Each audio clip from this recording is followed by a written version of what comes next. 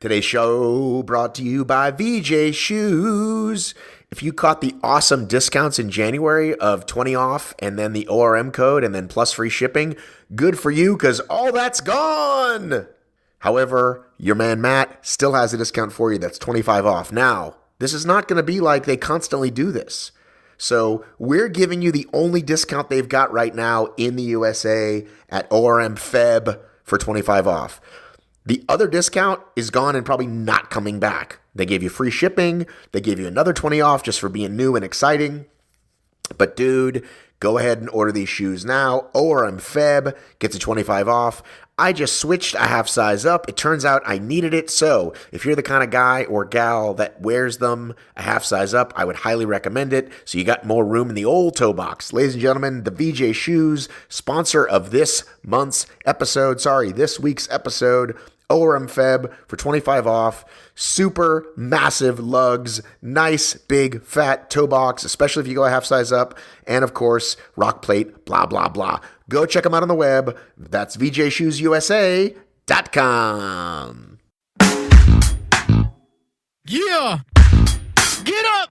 Welcome to the Obstacle Racing Media Podcast with Matt B. Davis. With over 300 episodes since 2012, Matt has produced the most consistent podcast in OCR. Each episode, Matt speaks with race directors, athletes, and industry insiders to bring you the most in-depth interviews and conversations in the world of obstacle racing, adventure runs, and ultra marathons. If you have small children nearby, now is the time to put on some headphones or send them off to watch Phineas and Ferb, as there are occasionally four-letter words, which are not bleeps. Now, here is your host. Now here is your goddamn host. Now here's your host, fucking Matt B. Davis.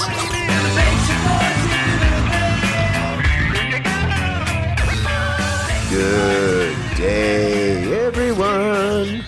Welcome back to the Obstacle Racing Media Podcast. I am your host, Matt B. Davis. If you're nursing your Super Bowl hangover on this Tuesday morning, I hope I can make your day just that much better. As you heard, I was at the Super Bowl. I got a lot of content for that. However, you're going to have to go over to the Atlanta podcast feed to hear most of that. We just released a special one on Sunday. Gary Vaynerchuk and Ryan Woods. A little 25-minute episode over there, but that's in this feed. Go check out the Atlanta podcast this week and in the coming weeks for more episodes.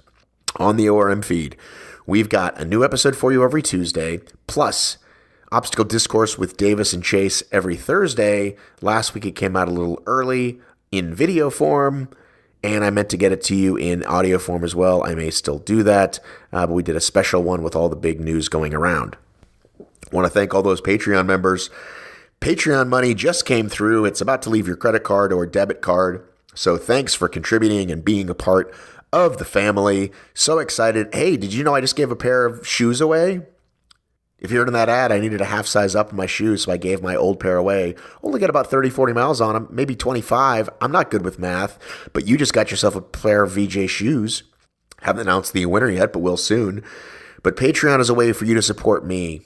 Hey, man, I really support you. I really love you, Matt. I think this content's great. I'm glad what you do for the sport. All those things that you're saying to yourself, if you want to contribute, you can. You absolutely don't have to. It's never mandatory. I do want to read a review by Dark Horse Vic. Now, Dark Horse Vic just left one, right? But guess what? He left another one.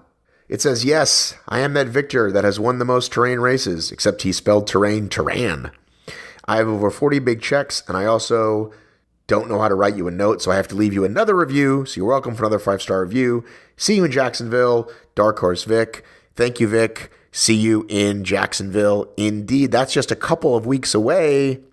The first Spartan race of the year. Well, the first Spartan U.S. Series race of the year. Spartan is also supposed to have a Mountain Series update and a Stadion Series update by the time you hear this. So stay tuned for that. And definitely good old Josh Chase and I will be discussing that Thursday on the Davis and Chase show, also known as Obstacle Discourse. Today's drink today is Kroger Seltzer Water, naturally flavored pink grapefruit. That's right. I said grapefruit, not going to fix it. On today's program, Joe Fejes. Joe Fejes, if I meet any ultra runner in the world and I have a chance to say, do you know Joe Fejes? They all say the same thing. He's amazing. They love him. He's awesome. As you will hear on the program, We talk about the various records that he set at timed races. I had him on way back in the old days. Matt B. Davis runs shows. I'll link that. Back then, I barely had an idea who he was. I just knew he was somebody and talked to him. And so, lo, these many years later, as I said, he's been a great guy. Actually came to my race that I put on, and it was time for a catch-up. So we went for a little run around the neighborhood, and we did a little catch-up. So I hope you enjoy this chat with ultra runner Joe Fejes. All right, so February, what did I just say it was? February 12th, 2013. You got a good memory. It is now, today's date is Thursday, August 16th, 2018, and we don't have flying cars yet. So in the 5.5 years since we last spoke, I don't remember anything we talked about. I don't either, so don't feel bad. Did that even ring any bells for you? Like, you remember, like, that day at all? Just briefly. Yeah, hold it close to your mouth a little bit. Just briefly, us, meeting in Atlanta 5 in the morning, after a training run with the Fasties in Atlanta. But no, I mean, it's just so much has happened in the last 5 years. Yes. So, we won't cover every race you've done, but the easiest way to do it would be to kind of go through these like UltraSignup results, right? Sure. Be kind of a way to kind of give us some context. So 4 days later, you went to Destin, it looks like. Yes. And you won that race. Yeah, it turned out that one was kind of a crazy event because it was Zane Holscher, the race director, had promoted it to be a Guinness Book of records attempt for because it was flat. Because it's the most miles run on the beach. You ran a Destin. It was 1 mile out, 1 mile back. So you did that for 24 hours, and you have sounds riveting. The riveting nature. Yeah, it's not so riveting watching, but you have that. What do you call it? The slanted beach that you have to the camber. Did you run barefoot? I did not run. I wore my toeless Hokas, but actually had some fabric that was sewed down there to keep it from sand getting in there. But I ended up breaking the Guinness record. I think it was 134 miles, but it was one of the toughest 24-hour runs. I thought that was more tough than running on the pavement. So, all right, and then you win 2 more races like a month later, 2 of them a week apart. So.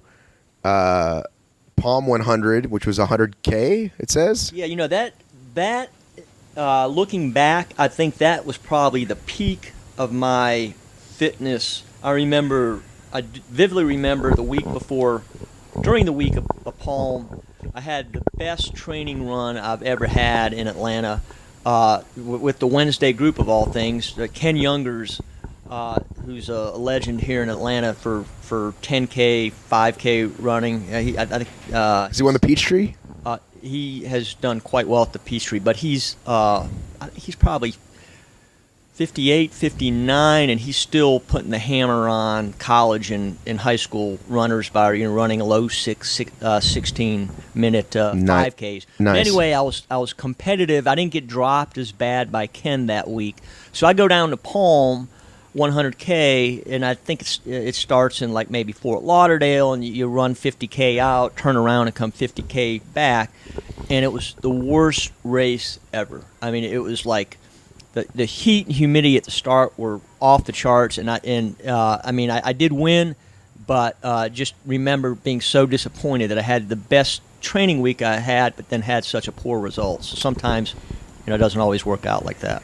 So in a non-looped race, a non whatever you call those, right? In an actual point to point, or in this case, an out and back. Are you leading most of the way? What is? I assume it just mentally it's got to be so different. And what does it feel like? Are you happy? Are you suffering? Are you like, hey, I'm happy, I'm winning this thing? Like, where are you at? I always will run against myself, at least for the until the end if I'm in a competition. But I just remember being literally first 5 miles into it with my heart rate jacked up, thinking, I want to get the hell off this course. Right. So, but it is a little bit different mindset. With 99K to go. Right. There you go. There you go. Yep. But I'm saying, do you, whatever point that you come to the lead of this race, are you even aware of it? Like, I assume volunteers are telling you, or whatever support you got. Hey, first place. For this race, I can't remember who else was in it, but it was relatively early on where I knew I was in the lead and would just was aware of where I stood. But how do you feel? Like, is it just the suffering? Like I said, does the feeling of like being in first drive you at all, or are you just like, I can't wait for this thing is over, and then the relief hits you? It's how good, on your scale of a 1 to 100 from an effort standpoint, how did I accomplish on that? And like I said, it was, even though I won it was a respectable performance from a time standpoint, it was absolutely disappointing because you felt like shit. Yeah, well, not because just I felt like shit. You always feel like shit when you do an ultra, but compared to the workout I had earlier in the week, which I thought was my best ever, I was probably 60 on the scale to 100 of where I should have been. Right. All right, I'm going to skip a couple of these because this one just jumped out. So Vol State, which is another one that I don't think I would ever try. Maybe I would. I certainly would be more likely to try that than, say, Barkley. But tell people what Vol State is. Hey, Vol State, that's in one of my top 3 races ever for enjoyment. That's a 500K that Gary Cantrell, a.k.a. Lazarus, puts on that starts in Kentucky. You take a ferry across to Missouri. You come back, and then you end up running 8 miles, I think, into Tennessee, and you run across Tennessee to Georgia, Alabama, where you finish, and it's a total of 500K, and it's just like nothing else where you're running through, little towns of backwoods Tennessee, back roads, dogs, this, that, and the other, in July. Hotter than hell, probably 90 degrees and humidity off the charts. You could either do it crude or screwed. I ended up running crude, and my goal was to break Dwayne Satterfield's course record at the time, which was a daunting prospect, but absolutely amazing to have a journey like that. Well, but unlike let's just say sort of a regular ultra, because you're out there for that many days, and it's not like, aren't you like sleeping like on the side of the road or in a hotel or? Yeah, I mean, I was crude, so I had it much better from that respect. Although, I mean, I think I slept. Okay, so what did I run it in? 80 hours, so it's a little over 3 days.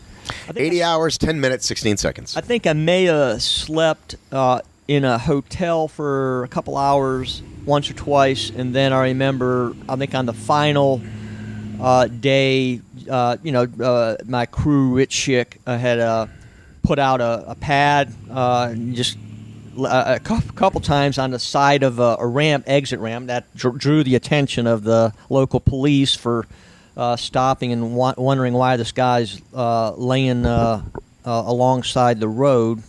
So Rich always had the formidable task of explaining to the police, the local police, what was going on. But so yes, that's something unique about the race is you sometimes sleep and. No, so I'm confused, okay, because so there's crude or screwed, right? In UltraSignup they call it aided. Sure. But I've read it multiple times, right, and I still don't understand it. That yes, you can get aid or not get aid, but basically, if you take the shuttle, you're not getting aid, but you should take the shuttle. Like, I'm just so confused by that part of it. By they're going to drive you across versus you don't get driven across the bus or whatever the fuck it is.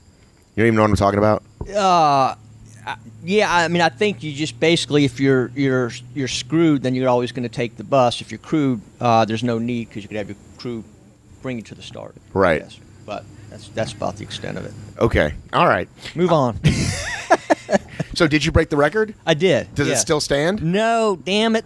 Greg Armstrong had, I guess it was last year or year before, he got me by about an hour. So we're looking to possibly go back next year and get it. I may use that for a tune-up run for the upcoming 6-day, but it's going to be tough. It's going to be tough. Greg had a phenomenal performance. All right, so you had mentioned you hadn't been to Phoenix yet, and I want to bring that up because I do remember one of the last things I said to you was, why do you want to run for 6 days around a track or as a loop, whatever it is? And you said, well, I've run for 3 days, and I want to see what 6 days feels like. Yeah. So which is a very zen that was way to approach it. And I was like, okay. And then you won that and set some sort of record again? Yes, at the time, it was I think I ran 5:55, which was the official American record. It wasn't the unofficial that Stu Middleman had run further, but at the time that was my immediate goal, and that was just a out of body experience, so to speak. Learned so much. Ran against the legendary Yannis Kouros from Greece. Now Yannis is the world record holder. He had run 644 miles, I believe, as the world record when he was 31. Now he's 57 at this time. So almost 100 miles more. Yes. It's unbelievable. Yes. No, he did it when he was 31. So anyway, I knew I was going to have a tough battle. This being my debut, didn't know what to expect. I'd only run 3 days. But what was interesting is I remember they had monetary rewards. So at the first runner that ran 400 miles got $400. First runner to 500 miles got $500. Regardless of how you finish. Regardless of how you finish. So there was Giannis, he came from Greece. He came to win some money. And so there was strategy involved about, okay, when are you going to sleep?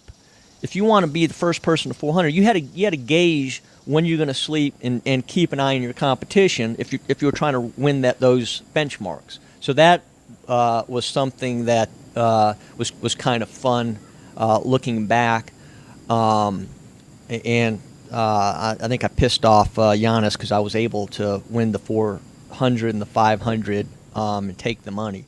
But looking back, when I finished two things. One is day one, I had a posterior tibial tendonitis, where basically the muscle where your shoestring right above there had a red welt develop, scared the hell out of me. And now Rich Schick was a medic in the Army, and he said, hey, I think it's just tendonitis. It's not permanent. Just keep running. So I did, and it was painful and uncomfortable. Day 5, or really day 6, I felt it like pop a little bit, like the sheath, and it really scared me. I didn't know if I was going to rupture at any time. Ended up making it through. But I was in the airport. I remember having to be wheelchair assisted to make it home. So running 6 days is I cannot say it's good for your body or healthy. How long does it take you to recover from that? For that one, it took me probably 3 to 5 weeks to get back at it. And wasn't there some sort of controversy around that one, or was that another year? It was both years, I would say. It was a little bit of controversy in that Giannis, at least his crew members, after the race, expressed some displeasure with my, basically that I was competing against him personally rather than focusing on just doing my best to get the most miles. So I was making it more of a race against him than just doing my best, which, whenever you run a 6-day, it's very easy to say things that you may not mean later, or your emotions run high. I mean, when you're Giannis slept. That's another big thing difference. He slept 8 hours in 6 days. I slept probably 25 hours in 6 days. So, I mean, that could give you some sense for... Well, it sort of reminds me of what I've heard in the pros, not in college, because college, there can be such a disparity in talent, but in the pros, like sometimes a team will, quote-unquote, run up the score, right? Like the Patriots are known for, like, run up the score. And as my man Mike Wilbon says, like, stop them.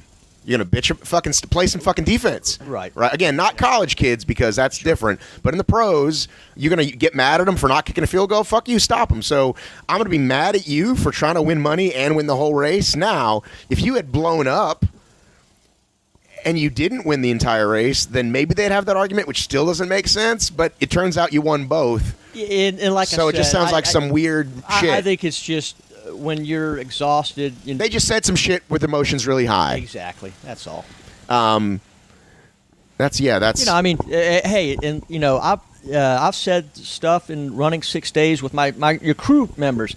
It's probably the world's worst job to be a crew handler in a 6 day. I threw my water bottle at Rich, you know, because he didn't give me the right bottle. Of course, dude. Even in a 24-hour event, you can same thing. Your brain is depleted. Your like, I don't think I would ever want my wife to crew for me. You know what I mean? I'm sure I would say something really stupid. Exactly. Yep. You got it. But you guys run together, you and the wife? We do, but you know, we tried to do Vol State together, screwed, and quickly learned that when you do a race of that distance, you know, two people generally, if you have different pacing strategies, it's best to do your own thing. Of course. So right? Yep. Because it's very hard even with friends. Mm-hmm. You know, so the biggest ultra endurance race in our world is this thing called the World's Toughest Mudder. Okay. Nicodemus has done it a couple times. I'm trying to think of any other ultra guys have snuck in there. Not really. And it's 24 hours. It was 10-mile loops. Now it's 5-mile loops typically with a bunch of obstacles, right? So there's multiple water submersions. You're usually wearing a wetsuit. It's crazy weather. Whatever, right? It's actually going to be here this year. But usually, you know, the top guys are the top guys, but then there's me and you, right? The average guy. Well, not you. Me and my friends, the average guy. And you'll say to each other, well, let's stick together. But if anybody's feeling it, then you got to just go on. You have to establish that early on so the guy getting left behind doesn't feel left behind, and the guy running doesn't feel like he's doing... Because in the moment, you can always feel like, well, I should stay, and then you regret it later. It's like you got to lay it down ahead of time. Like, hey, you're my buddy and you're my bro, but guess what? I'm going to drop you if this happens. Yep. Now, or not. Or, hey, we're going to, like, whatever the plan is, stick to it. Or the plan is, hey, no man left behind. Let's just have fun together. Understood. Right? Yep. You got it. So you and your wife wanted to try to stick together, and it didn't work. It didn't work. Right. Well, I do want to ask you about this. I do want to ask you about the 6 days in the dome thing, because I remember when that came around. So that's the next year, 2014. So wait, you're RDing and participating? Well, yeah, Zane actually was the RD, but it was really my brainchild to have this indoor 6 day, trying to create the perfect conditions, you know, for runners. And it turned out to be a mistake on my part, because I ended up doing just a lot of stress in runners coming to me about you know, any issue with the race, and we had some issue before the race started with we wanted to have online timing, and had some technical issues with it. I mean, at the end of the day, the race turned out to be a spectacular success, but there was a couple-hour delay, so there was a lot of. I remember starting the race being worn out and thinking, I really don't want to be out here, which is the last thing you want to do. And then relatively early on, day one, I start peeing red blood. Ugh. And this wasn't Coca-Cola, it was bright red blood, and I'm like, what the hell's going on? So I had Rich Schick with me. I made Rich go in the bath. Rich, I said, look, I'm peeing red blood. What the hell? Is this rhabdo? You know, I mean, I don't know if you're familiar with rhabdo, but that's the last thing you want. Tell our listeners what rhabdo is and what causes myelitis it. It's kidney where your kidneys aren't filtering properly, and it happens for not only ultra marathoners but marathon runners and even some shorter events, but one of the telltale signs is having blood in your urine, and I was worried about that. Rich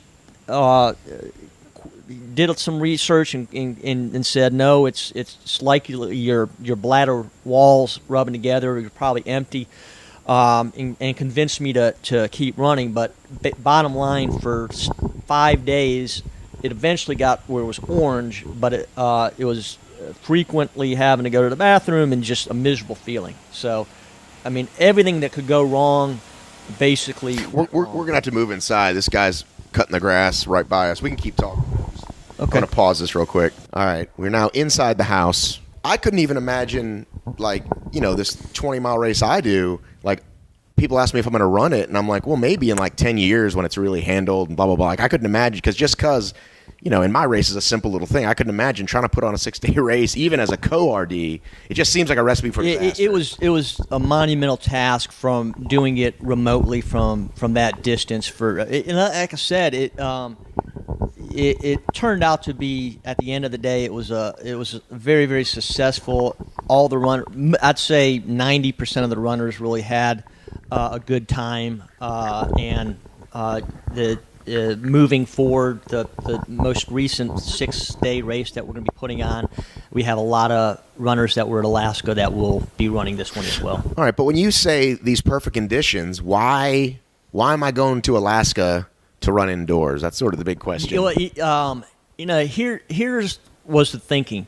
You wanted to have a cool temperature. For me, the ideal temperature is 55 degrees. So that it was a indoor dome, and I wanted to have it on a good surface. Well, they had a 440-meter oversized track that circled the ice skating or soccer fields. So you weren't going to be limited to, if you went to a regular indoor college track, most of the tracks are 200 or maybe 300 meters. So this had perfect surface, perfect temperature. Your logistics as far as sleeping, were ideal. So that was the thought process of. I was like, did all the searching, and the only venue that I could really came up with at the time was the Alaska Dome. I mean, and it was good for them because we're hosting it in August. And who in Alaska wants to be indoors when it's nice outside? It just made a lot of sense from a supply and demand standpoint of being able to afford it and carry it on. Right. All right. So I want to talk to you about Race for the Ages because of all the stuff you've done. That's actually one that I've done. Okay. And it was a life-changing experience for me. Okay. Because I had DNF'd a bunch of races. So there was some ultra obstacle races that I DNF'd. I DNF'd that point-to-point 100-mile of that Thunder Rock. Have you gone and done that one? I have not. I've heard of it. So I tried the first year. Did it with Christian. Christian finished. So my goal was to get 100, right? Okay. So sort of the baseline, right, for everybody. Got it. Right? So the concept is you get as many years as you're alive. So I was 44 at the time. And I didn't post about it a bunch on social media. I was just like, I'm going and I'm going to get my 100, right? And I'm giving you a hard time about the walking around the one loop. So when I try to explain it to people, it's 1 mile and you go around, people are like, what? Right? They lose their minds. Yep. Right? 100. And they're like, how do you do that? And it's like, literally one step at a time. And the reason it was life-changing was because I never really got what that meant until this race, right? Because the mind says, this is fucking stupid. You can't keep going. How are you going to keep going X amount of hours left? Whatever it is, right? And I forced myself to say, nope, you just have to take the next step, and the next step, and the next step. And then that usually eventually takes you out of it. You start thinking about some other problem you have or whatever it is. And then this is my experience, you come back to that about 1 million times. Like I distinctly remember when I hit 74, right? I was like, 74, awesome. And I was like, wait, 26, fuck, I have a marathon to go, right? Yep. And even then, it was like, nope, next step, next step. And so I kind of broke through some wall I'd never broken through. Okay, that's great. Right? Yep. Now, I don't know that I want to do it again anytime soon, right? I think maybe when I'm 50 I'll go. Plus, you get to be around lads, you make good relationships, and like I met some cool people, Sure. right? Yep. All that stuff that goes with it. And like when I was done, I was like, yeah, I don't want to do that again anytime soon. So you're someone that does these kinds of races over and over and over again. I mean, is that what it is for you? Is it finding that place of not quitting and then pushing through it? Is that why you do it so much? Yeah, I mean, the reason normally there's a goal. Normally there's for Alaska for the 6-day and across years it was to break the American record. I broke the American record, but I did not break the unofficial one, which was 5:77. So why do you say unofficial? Because the record paperwork wasn't submitted. So for Stu Middleman, so it was really everybody recognized it was 5:77, not the 5:51 that was officially recognized. So when I went to Alaska, it was to break the 5:77. So I did 5:80, but in the U.S. the real benchmark was 600 miles. So hey, can you break 600 miles? So it's always having a goal in some form or fashion. Just to go run a race for the purpose I'm not one to do fun runs generally, but I will do them. Okay, I will do them, but it's not my forte. You mean just like, hey, let's just do this race and see what happens and have some fun? Yeah, I mean, I'll do it occasionally, but usually there's a purpose for a race that I'm doing. Either it's going to be a training run for another race, or there's a goal behind it. And so then it's just about the goal, and when you feel like shit, it doesn't matter because it's just about getting the goal. Yeah, usually, I mean, you're focused on achieving that goal. Yes, absolutely. And that's enough for you to keep going. Yes, and I do get some sense of when you do and I'm sure you experienced it when you did the race for the ages. When you do a 6-day race, man, you do get some unique highs and lows. So where you're at 3, I'm in Hungary at 3 a.m. on day 5. I'm the only one out there, at running around this mile or half-mile loop, and you got whether it's Guns N' Roses or Metallica, going through your head. It's a neat thing, you get there is something to be said for the highs and lows of running an ultramarathon. Yeah, and there's just like I've written about this, so I didn't want to talk about it too much, but I wrote it a while ago, and many people haven't read it, so I'll share it with you because I know you'll experience it. So first of all, you know that guy Dan Baglione? Yes. So Dan was my hero all weekend. Okay. And anytime in the middle of the night, if I felt like stopping, it's usually when I'd see him. Mm-hmm. And this guy's 86 years old and barely fucking moving, right? Yep. Barely, but he was moving, right? Absolutely. And then the next year he passed. So it made it even more special because I'll never forget that guy, regardless. Yeah. And then he passed the next year, and now I feel makes me want to cry now. And same thing with me, D-Bag. I mean, I had D-Bag was one of the guys that came out to Alaska, and I would frequently share a message with Dan. And same thing, seeing many 70 and even 80-year-olds, and we have in the 6-day coming up, we have some 80-year-olds running, and they're running for records. They're running for age group records, that's absolutely enthusiasm. Seeing that enthusiasm for others, and whether they're doing their own personal goal, but that's catchy, absolutely. Yeah, the other thing that I remember is, as you get to know the people, right? You take a few laps with whoever as the weekend goes on, and everybody knew it was my first one. And so as we were getting closer, people would cheer me on like, hey, how many you got, right? You get your 100 yet? And like, these people don't know me at all. And another thing I wrote about was so I knew about you and cutting the shoes. I'd never done it. My hot spot's right here and right here. Okay. So I was like, hey, I need somebody to cut my shoes. They're like, oh, so-and-so will do it. I forget the guy's name even. And he wasn't there. When I came around the next time, that dude was like, hey, I heard you were looking for me.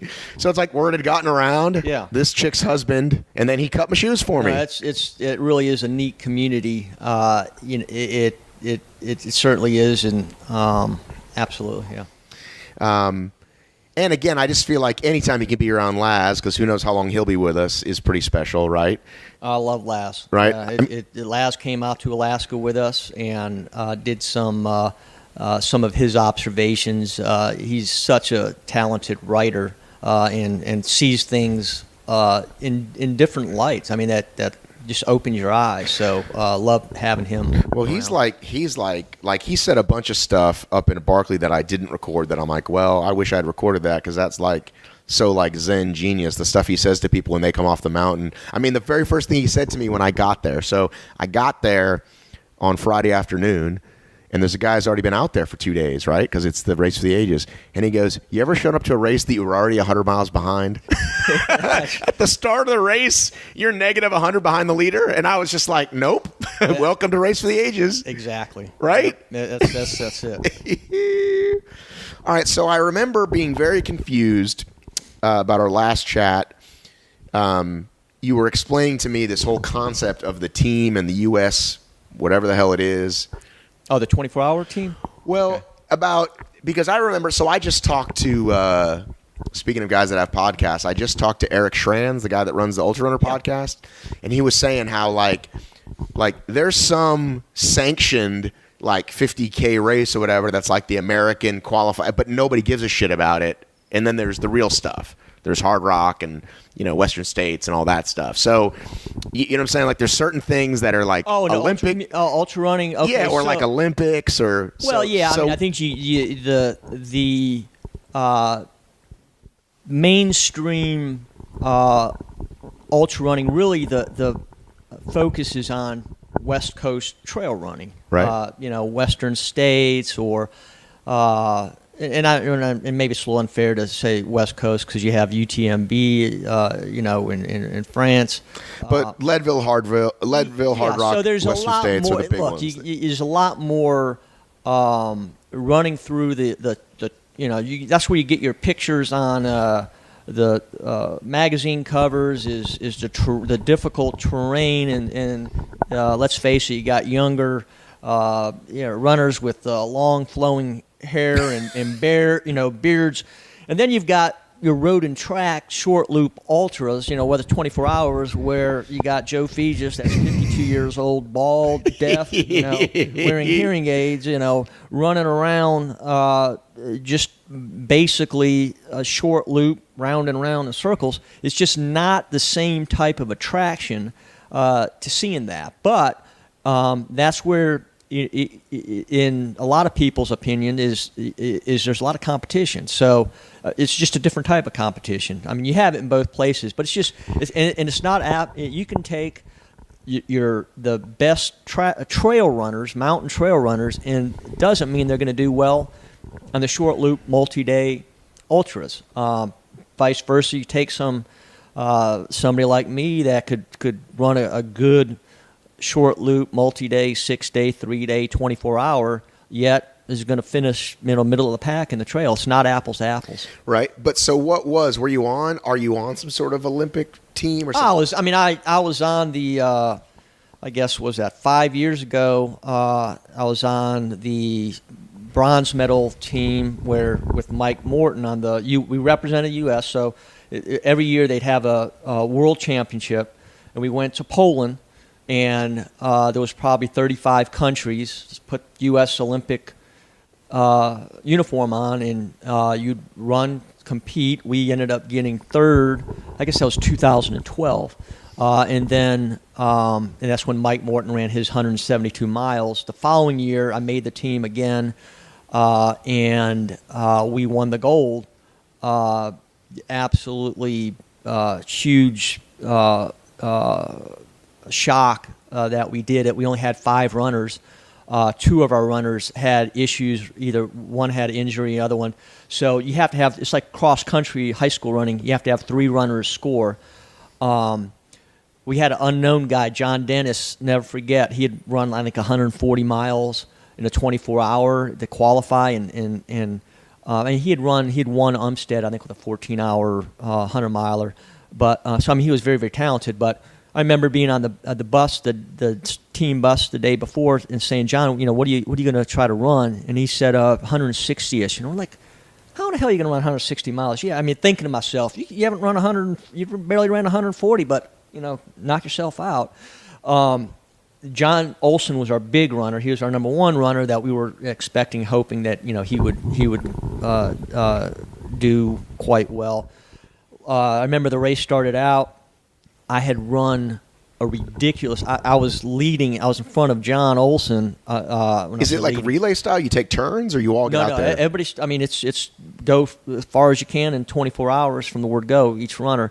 And I remember going the first marathon. I ran 3:22. I think the first marathon, which is way the hell too fast for me.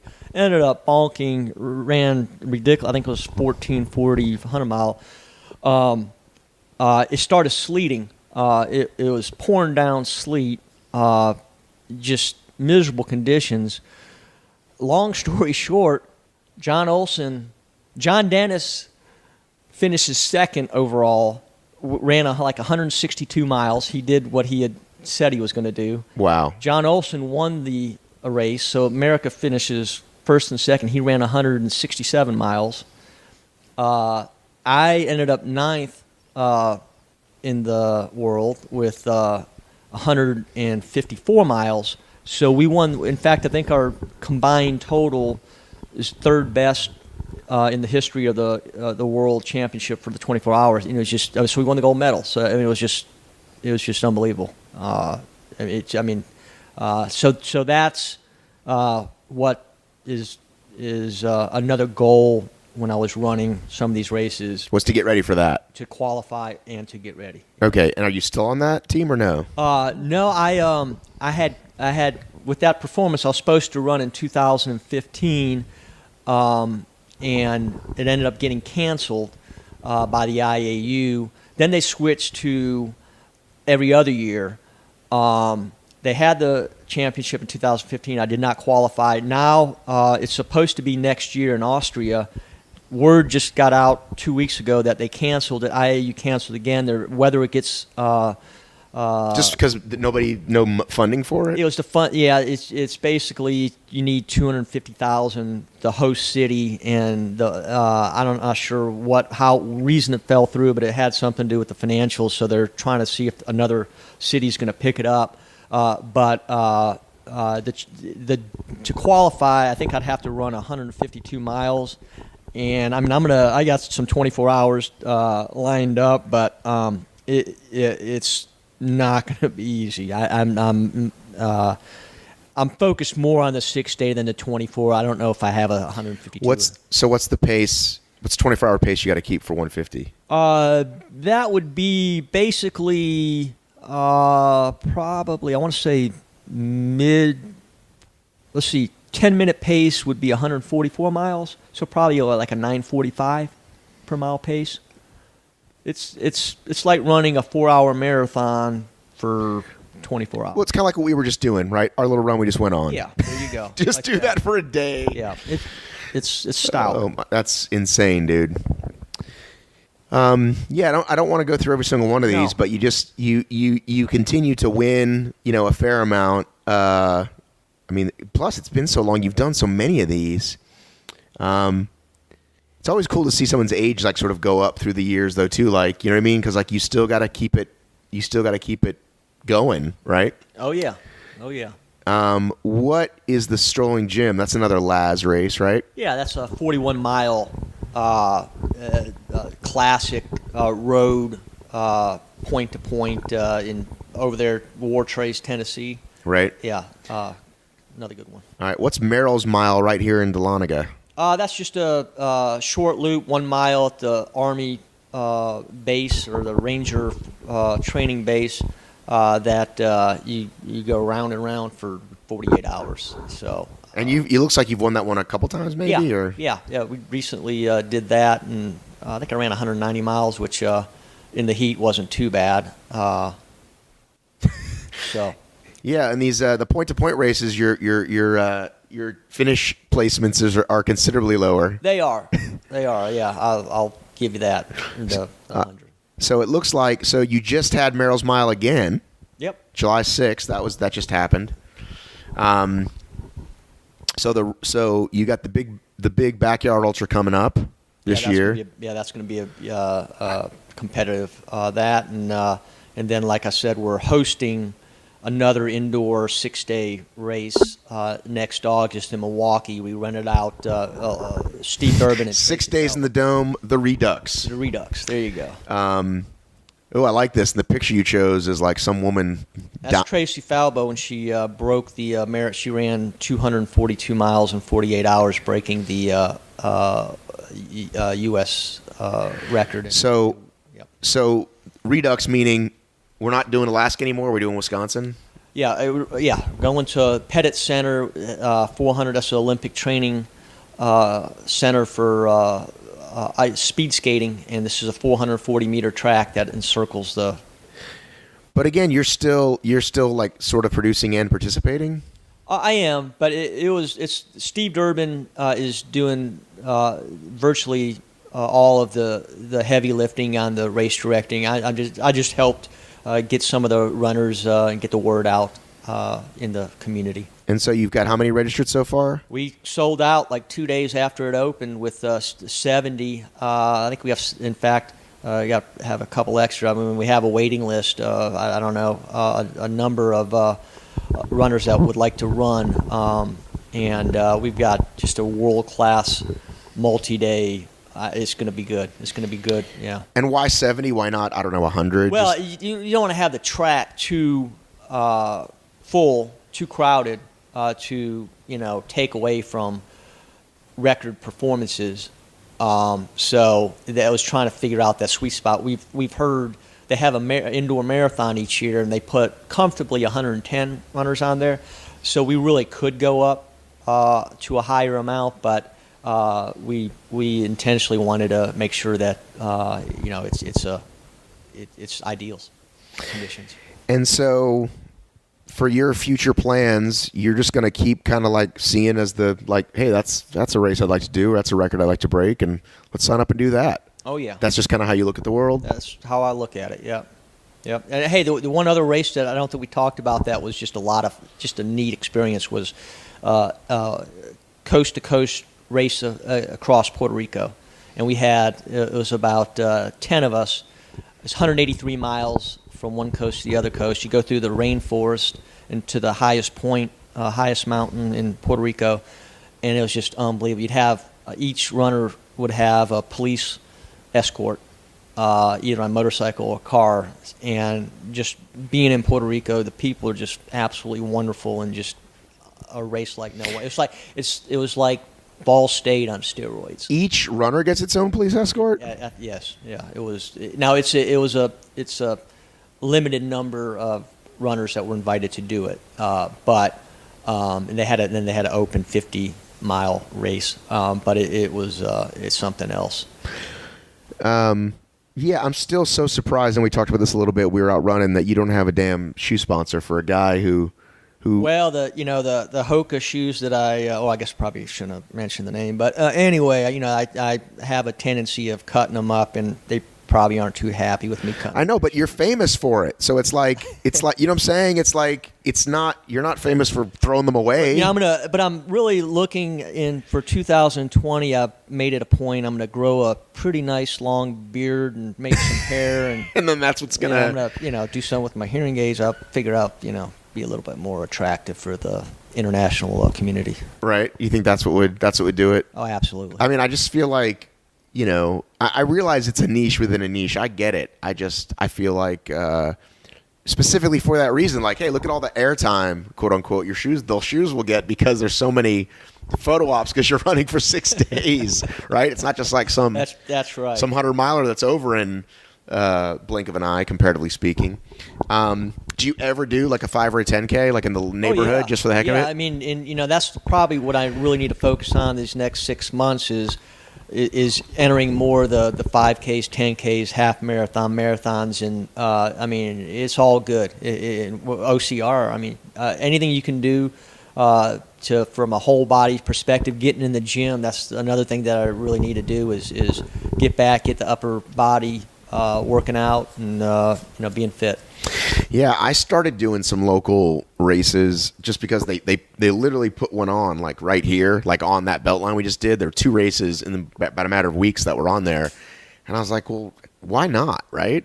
And then like it is kind of fun. Like I always like I give like the street racer shit, like obstacle community, ultra community, very welcoming, very like community. Yeah. You hang out before, after, famously 5Kers, they put in their earphones and they leave afterwards.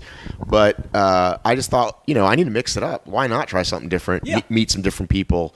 And so I've done a few. I'm going to sign up for a few more. That's awesome. That's right? Great. I'm going to do a half in a couple weeks that I hadn't thought about. I'm like, yeah, why not? Yeah, hey, and before we go, your run ATL, I have to say, I mean, it is such a great event. I mean, well, thanks, what dude. You do, you are the changing it up each a little bit. I mean, you're becoming a little bit like Laz in some respects. Well, please, I mean, so. wait a minute. Did you do the summer one? I feel like you did the winter one. Yeah, I wasn't able to do the summer one this time, but definitely next year. You got to come back because we brought back the danger. We brought back the train tracks, and people just love it. Yeah, it's. I think the concept's great, and I congratulate you on it. Well, thanks, dude. Honestly, that means a lot, man. Good.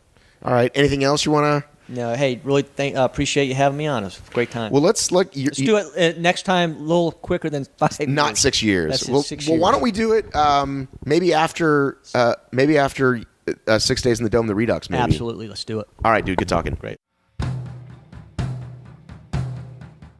Well, there you have it, Joe Fejes at my house, and I want to apologize. That was back in August, and I have no idea how that much time went by, but you listen to all this content, you know all the stuff I've had to put up, either time frame sensitive or, mostly time frame sensitive, either races or news or what have you. So thanks, Joe, for coming by. That was recorded here at the old house way back in August. This weekend, I've got a trail half marathon. And considering my diet has been lousy, and my training has been okay, we'll see how that goes. Hope you're enjoying it wherever you are. Stay tuned for lots and lots of great content coming up. This podcast every Tuesday. Obstacle Discourse with Davis and Chase every Thursday. We've got videos that go up on Facebook and our YouTube. Exciting things a lot coming content-wise for video. I think that's about it. I have got to run.